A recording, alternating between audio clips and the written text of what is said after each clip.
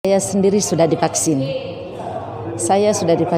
Dari hasil tadi kami rapat tentang penjelasan vaksinasi, saya sangat bersyukur dengan adanya sosialisasi macam begini, karena menjelaskan ke masyarakat itu sangat sulit.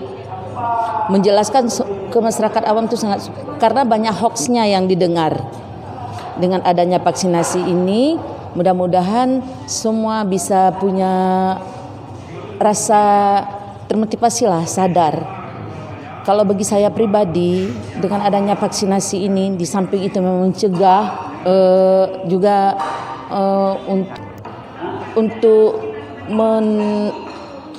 pengetahuan kita tentang COVID. Kalau kita tidak melakukan sosialisasi begini, kita merasa kurang, karena yang kita tahu ilmunya yang di luar. Kita lebih mendengar hoaxnya daripada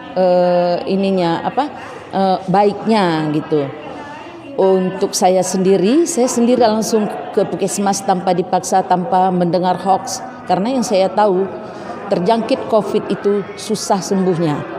Andai kata sudah divaksinasi, kalau kita sudah divaksinasi sedikit mengurangi, dan kita sudah punya kekebalan dengan adanya vaksinasi.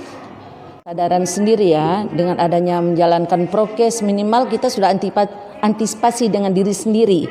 Dengan adanya prokes, ketika kita terjangkit, kita tidak akan memberikan penularan ke orang lain. Itu menurut saya. Jadi jangan lupa hindari kerumunan, pakai masker, cuci tangan. Penting pelaksanaan vaksinasi ini bagi siswa tingkat SMA guna memperlancar pelaksanaan pembelajaran tatap muka ini.